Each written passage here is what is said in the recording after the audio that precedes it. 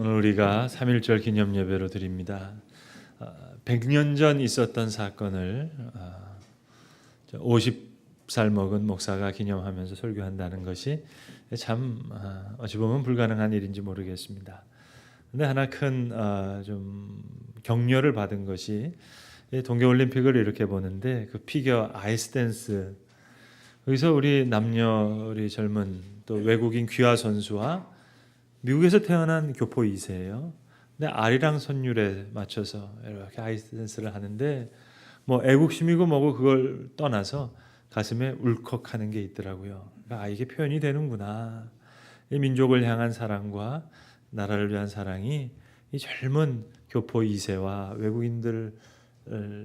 외국인 선수가 분명히 아이스댄스를 하는데 이 참 민족을 향한 그 애절한 마음은 표현되는구나 생각을 해서 용기를 내서 말씀을 좀 전하려고 합니다.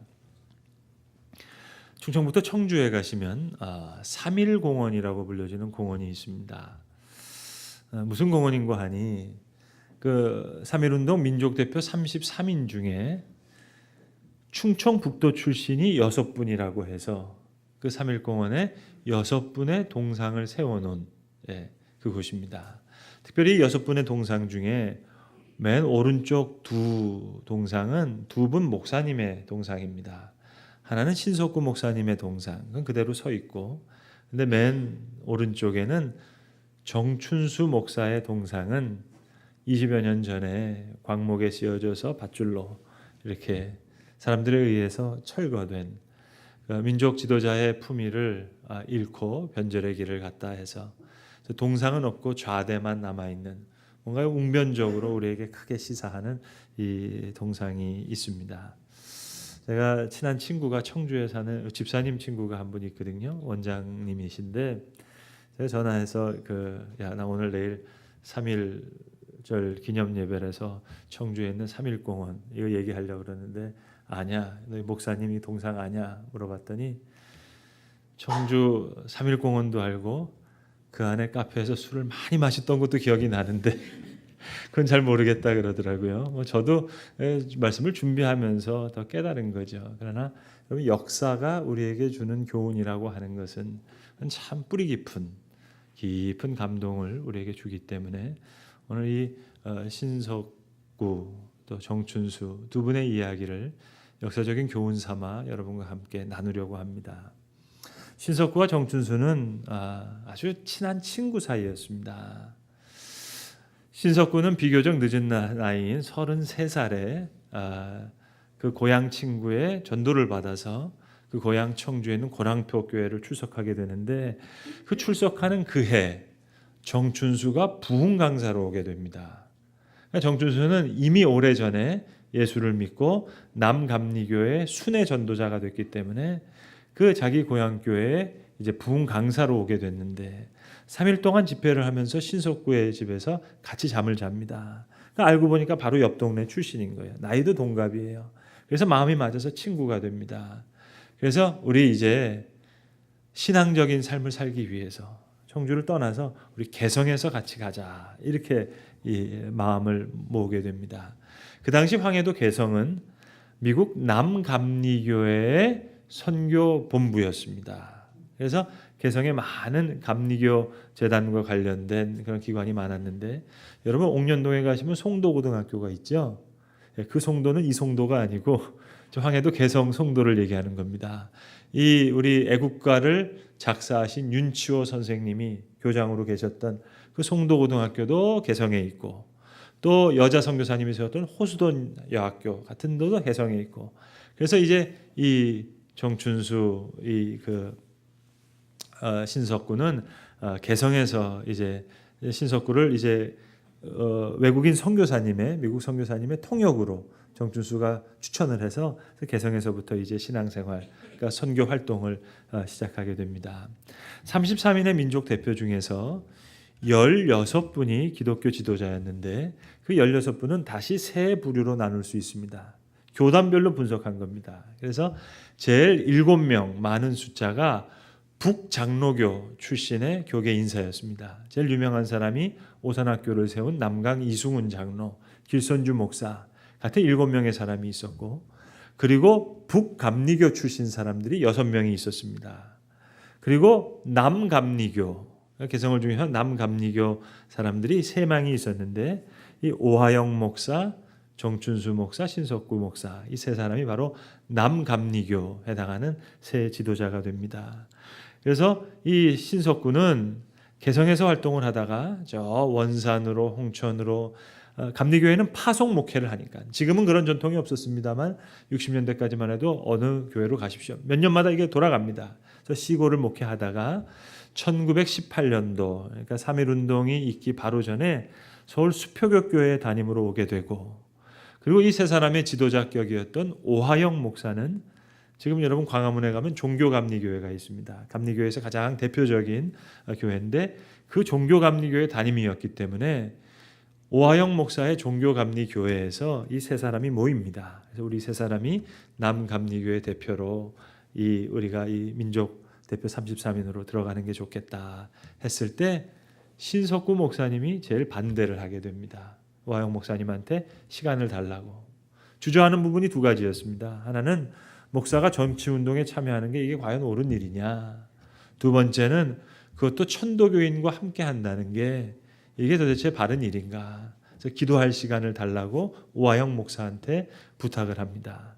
그리고 신석구 목사님이 기도를 하게 되는데, 기록에 보시면 2월 27일 새벽에 기도하다가 하나님이 주시는 음성과 같은 내면의 음성을 들었다, 그렇게 고백하는 거예요. 4,000년 동안 우리 땅으로, 우리의 강토로 내려왔던 이 땅이 너에 대해 끊어진다면, 뺏기는 일이 있다면 이거 큰 죄일 텐데, 그것을 찾아보려고 하는 데 힘쓰지 않으면 그건 더욱 큰 죄가 될 것이다. 이 음성을 듣고 신석구 목사가 오하영 목사에게 내가 33인의 이름을 서명하겠다고 그렇게 이야기를 합니다. 그래서 그 독립선언서에 보시면 사람의 이름이 있는데 신석구 목사 이름이 제일 마지막에 들어가 있습니다. 2월 27일 날 하기로 했기 때문에. 그래서 이 신석구 목사는 늘 자기가 그렇게 표현했어요. 나중에 맨 나중에 참가했기 때문에 사실 저는 한 일이 아무것도 없습니다. 근데 이 신석구 목사님이 참 뛰어난 인품을 가졌던 분인 것 같습니다. 기록에 보면 이제 3.1운동 때문에 감옥에 들어가서 나왔는데, 젊은 목사님들이 옆에서 자꾸 일본 놈 그러니까 제발 놈자를 빼면 안 되겠냐고, 목사가 돼서 말을 그렇게 함부로 하면 되겠냐고, 이런 성품을 갖고 계셨던 분이었어요. 그러니까 또 다른 일화를 하나 소개하면, 이분이 75세의 나이에 1950년도 6.25가 나는 해에 북한에서 순교하셨는데, 60세부터 그냥 그의 노고를 이끌고 75세까지 15년 동안 생식을 하셨습니다. 생식을 한 이유는 이거였어요. 한 예순이 돼서 이제 목회를 하는데, 어느 교인의 집에 신방 가려고 하는데, 그 교인이 목사님, 저희는 너무 가난해서 목사님 대접할 음식거리가 없습니다. 그러니까 목사님 저 신방 오시는 게 너무 힘든 일이라고. 그 얘기를 듣고 목사님이 그 다음 주 교회 와서 광고한 거예요. 저 지금부터 이제 밥을 안 먹겠습니다. 생식하겠습니다. 그래서 쌀 한 줌, 보리 한 줌 이걸 갈아가지고 물이랑 마셨다는 거예요. 중간에 이 정춘수 목사는 1939년도에 감리교회 감독이 됩니다. 그래서 이제 친일 행각을 벌였기 때문에 아까 말씀드린 대로 그 동상이 철거하게 되는데, 기록에 보면 진남포에서 목회하시던 이 신석구 목사가 서울에 있는 정춘수 감독을 만나러 오는 장면이 있어요. 이제 그 방문에 동행했던 신석구 목사의 손주가 되는 신장로님이 나중에 증언한 내용이 있는데, 그 손주가 춘천중학교를 다니던 시절인데, 진남포에 계시던 할아버지 이 신석구 목사가 서울역에서 만나자고 했다는 겁니다. 마침 방학이라서 진남포를 내려가는 길이라 서울역에서 할아버지 신 목사님을 만났는데, 자기 손을 이끌고 어딜 가는데 고깃간을 가시더라는 거예요. 너무 깜짝 놀랐다는 거예요. 할아버지는 늘 생식만 했는데, 근데 그 소고기 2근을 사더니, 값도 값이지만 그 참 구하기 힘든 그 고기를 사가지고는 손을 붙잡고, 자기 손을 붙잡고 저 서울 정릉 어디쯤을 가서 정춘수 목사의 집을 찾아간 겁니다. 그러니까 손주는 골목 어귀에다 놔두고 목사님 혼자 들어가서 친구인 정춘수 목사의 집에서 한참 얘기를 하다가 나왔는데 서울역을 향해서 가시면서 얼굴이 계속 어두우셨다는 거예요. 아무 말씀 안 하시다가 간혹 가끔씩 혼잣말처럼 저 친구 저러면 안 되는데. 그러니까 3.1운동의 옥중 동지였던 정춘수 목사의 변절을 보면서 마음이 아파했던 거죠. 그래서 이 정춘수 목사는 나중에 친일파로 몰려서 남한에서 반민 특위에 체포돼서 곤욕을 치렀고, 신석구 목사는 북쪽에서 순교하게 됩니다. 그러니까 참 이 두 친구의 운명이 어찌 보면 이게 남북으로 갈려진 우리나라의 아픔을 고스란히 담고 있는 그런 모습이라 생각하겠습니다. 그래서 이 공산당에 체포되기 전에 그 자서전에 보시면 신석구 목사가 남쪽에 있는 정춘수 목사를 생각하면서 늘 안타까움에 이렇게 얘기하는 대목이 있어요.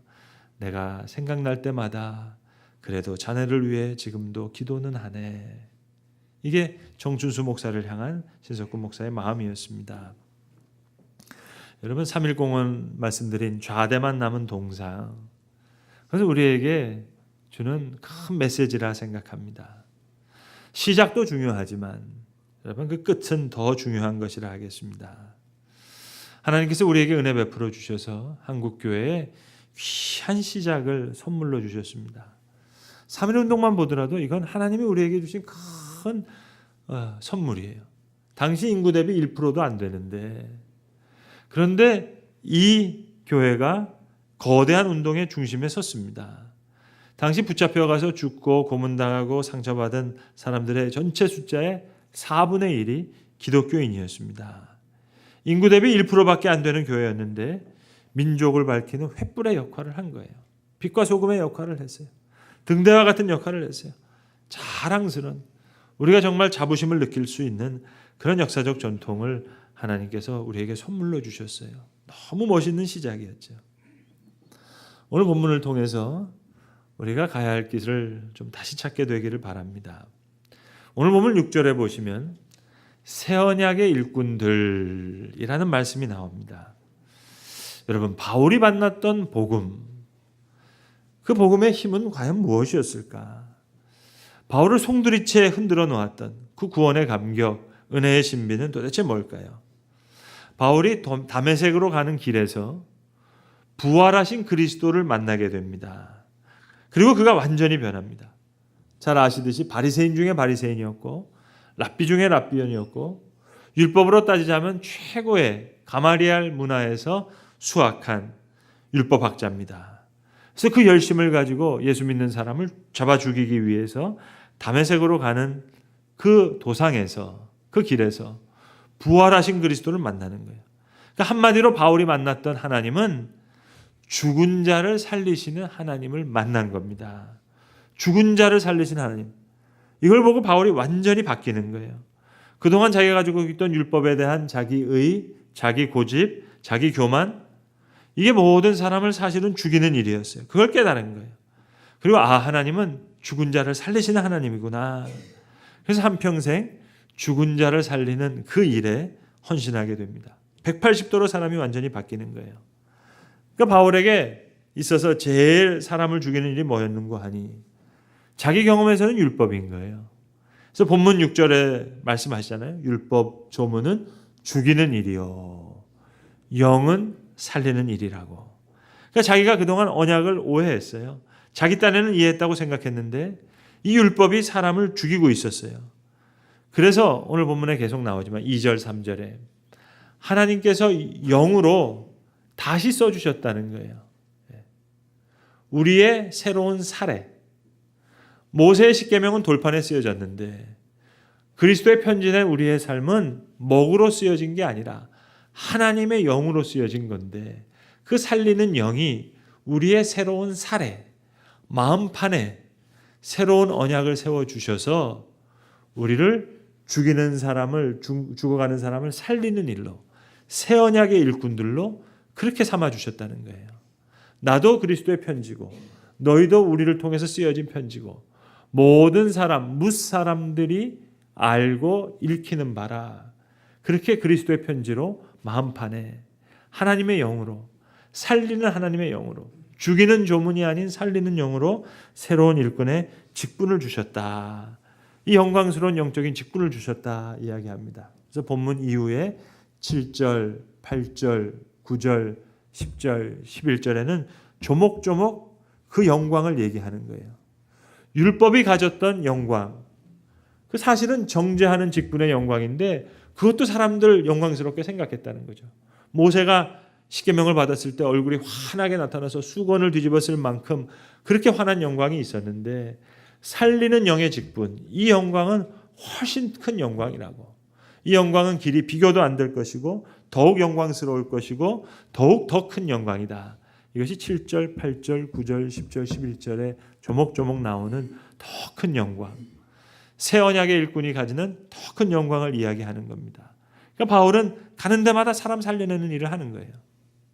로마서와 갈라디아서 같은 데 보시면 안디옥 교회를 가서 보고 갈라디아 교회를 가서 보니까 이 교회가 유대교 출신 교인들하고 이방인 출신 교인들이 계속 붙어서 싸우는 거예요. 사람을 죽이고 있어요. 왜 죽이냐? 유대교 출신 사람들은 율법을 지키라 그러고 할례를 받으라고 하니까 안 되겠어요. 그래서 의인은 오직 믿음으로 말미암아 산다. 율법이 아니라 행함이 아니라 우리의 의롭다함을 얻는, 믿음으로 의롭다함을 얻는 이것이 구원이다.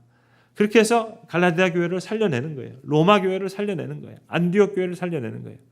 근데 고린도 교회에 와서 보니까 적어도 그런 문제는 없어요. 유대교 교인 출신들과 이방인 교회 출신 문제는 없어요. 그러니까 그런 문제는 없는데 다른 차별이 있는 거예요. 가난한 자와 부한 자가 있는 거예요. 영적으로 열광하는 은사주의자가 있고 그렇지 못한 사람이 있는 거예요.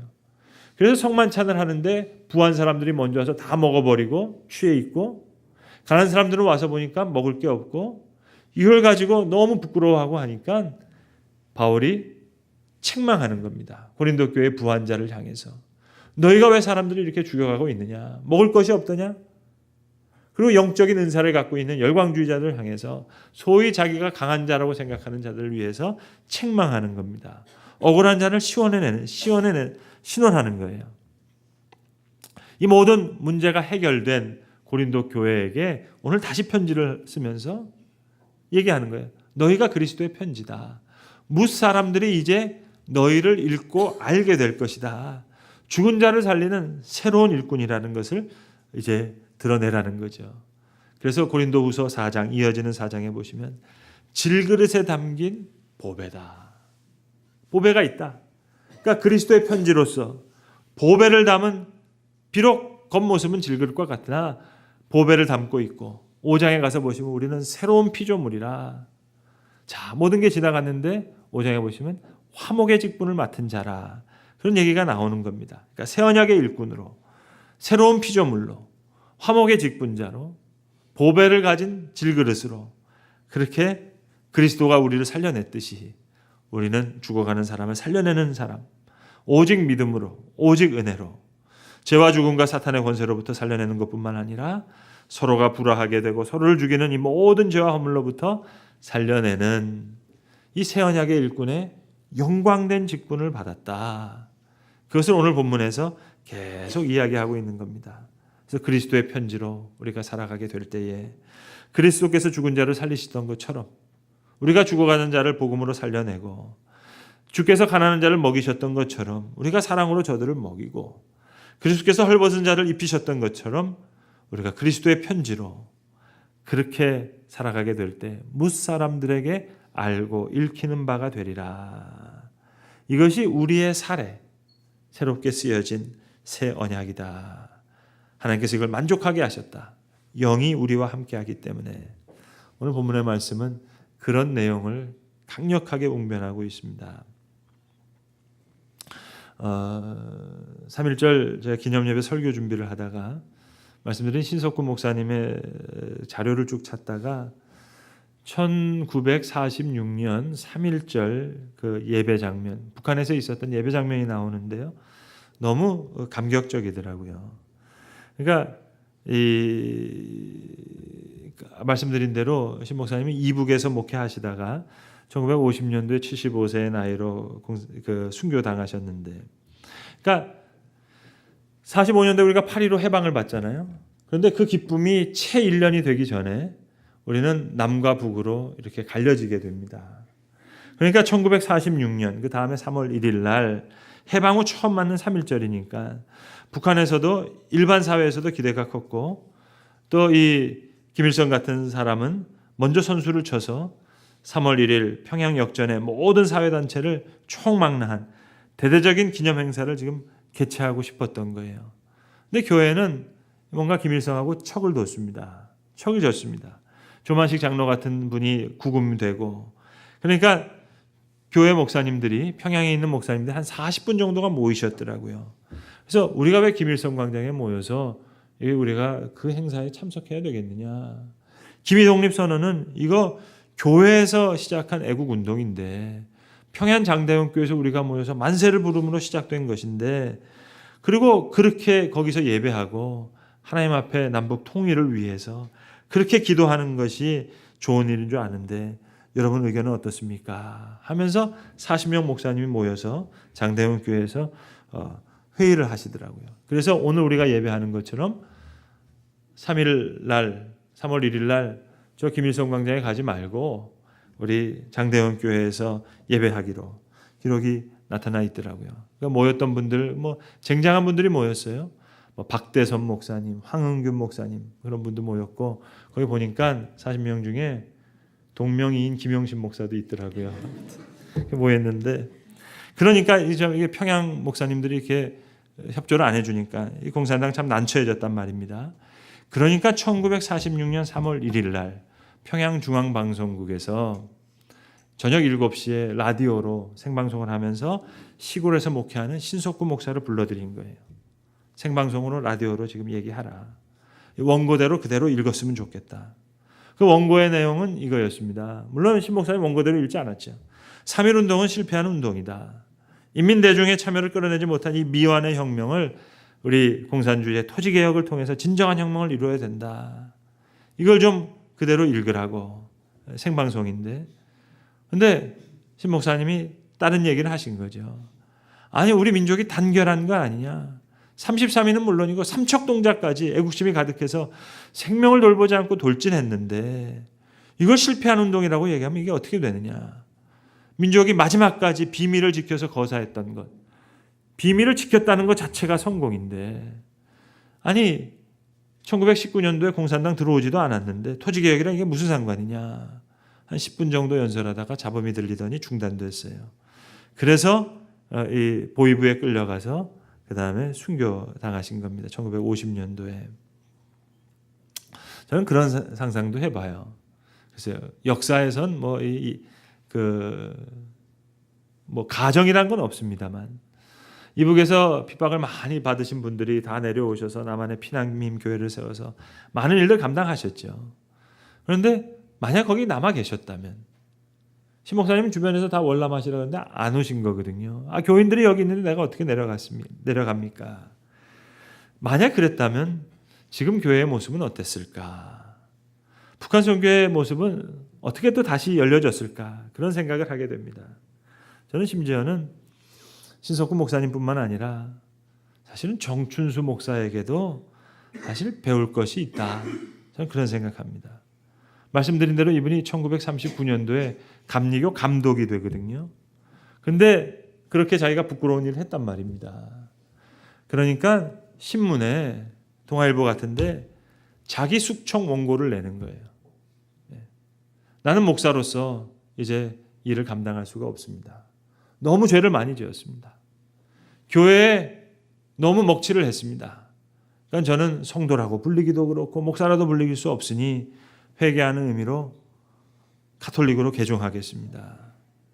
여러분 차라리 양심적이지 않아요?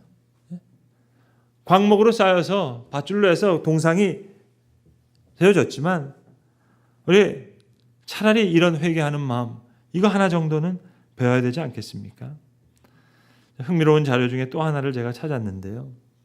1940년도에 대한기독교서회에서 창립 50주년을 기념해서 희년 설교 기념 설교집을 내셨더라고요. 그러니까 희년 50년을 해서 근데 1년이 52주니까 그 당시 가장 대표적인 목회자였던 52분한테 설교문을 하나하나씩 받으신 거예요. 그러니까 신석구 목사님도 설교 한 편을 내셨더라고요. 그러니까 한 편의 설교니까 여러분 얼마나 많은 생각을 담아서 제일 핵심적인 내용을 만드셨겠어요. 그 제목이 신석구 목사님의 1940년도 설교 제목이 봉사와 희생입니다. 그래서 제가 오늘 그 설교의 한 대목을 여러분한테 말씀드림으로 설교를 마치려고 하는데, 그렇잖아요 여러분. 100년 전 사건을 50대 목사가 설교, 신목사님 같은 분이 설교하시면 은혜가 될 텐데 잘 은혜가 안 되잖아요. 그러니까 설교문이라도 제가 좀 인용하려고 합니다. 이런 설교문이에요. 그런데 근래에 와서 1940년도를 얘기하는 거예요. 교회가 좀 침체한 상태에 있는데 이에 대해 근심하지 않을 수 없는 바입니다. 여러분 왜 조선시대 기록에도 그런 얘기가 나온다 그러잖아요. 요즘 아이들 버릇 없다고. 그러니까 1940년도에도 교회의 모습은 어쩌면 늘 부족하고 그래서 따라서 늘 바르게 변화되기 위해서 노력해야 되는 것일지도 모르겠습니다. 신 목사님의 설교 원고를 조금 더 인용하겠습니다. 그것은 여러 가지 이유가 있겠지만 필자는 이에 대해서 한 말씀으로 설명하자면 봉사와 희생의 정신이 박약한 반면에 이기주의와 향락주의가 점점 늘어나는 것을 볼 수 있습니다. 1940년도 설교야. 1919년도 3.1운동 때는 교회가 정말 봉사와 희생으로 민족의 횃불로 타올랐는데 이렇게 됐다는 거죠. 계속 인용합니다. 이는 교회의 일을 헌신적으로 하는 이보다 거룩한 명분과 의리를 빌려가지고 사적인 이익을 도모하는 도구로 삼는 폐단이 있기 때문이라 하겠습니다. 그리고 성도들이 모여도 기도와 성경 연구를 하는 것보다 해학과 오락물로 하루 종일 보내는 것을 볼 때 또한 탄식하지 아니할 수 없습니다. 그리하여 교회가 그리스도의 사랑의 원래 기운을 잃어버리고 도리어 허위와 형식으로 꾸며 지내려 하니 만일 이같이 하고자 하면 교회의 장래는 어찌 되며 주님의 책망을 어찌 면할 수 있겠습니까? 성도 여러분, 우리는 한동안 구원파를 이단으로 욕했어요. 왜 구원파를 이단이라고 욕했느냐? 그 구원파의 구원론이 잘못됐기 때문에 우리는 이단이라고 얘기한 거예요. 구원은 따놓은 당상이다. 윤리도덕 이거 별로 필요 없다. 구원 이미 호주머니에 들어왔으니까 아무렇게나 살아도 상관없다. 이게 구원파의 구원론이에요.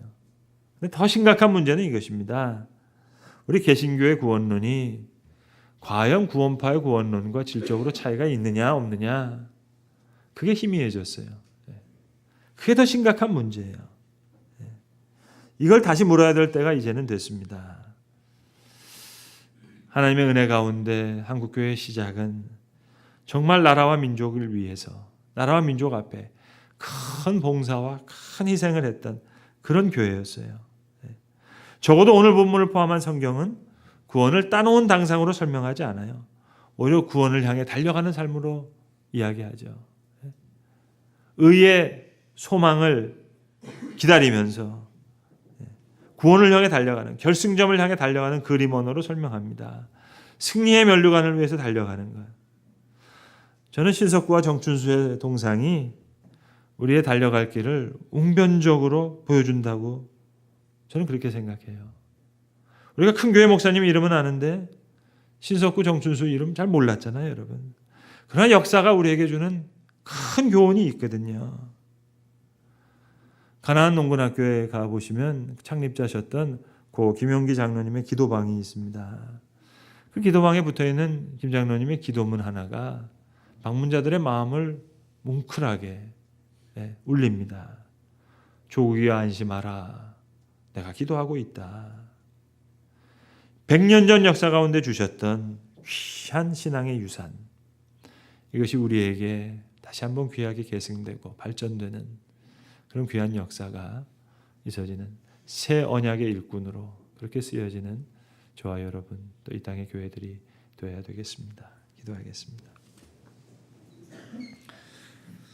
아버지 하나님, 100년 전 일어났던 사건을 50이 된 목사가 어떻게 바르게 설교할 수 있겠습니까? 그러나 이 나라와 민족을 향해 귀한 봉사와 희생을 했던 거룩한 교회의 역사에 큰 교훈을 우리에게 허락하여 주신 것 큰 선물로 알고 감사합니다. 주님, 이 나라와 민족을 살리는 일꾼으로 오늘 우리를 다시 부르시고 준비시키는 줄로 아는데 하나님의 부르심 가운데 새 언약의 일꾼으로 무사람들이 잘 읽고 그리고 느끼는 그러한 그리스도의 편지로 우리가 쓰여질 수 있도록 하나님 우리를 도우시옵소서. 우리 주 예수 그리스도의 이름으로 기도합니다. 아멘.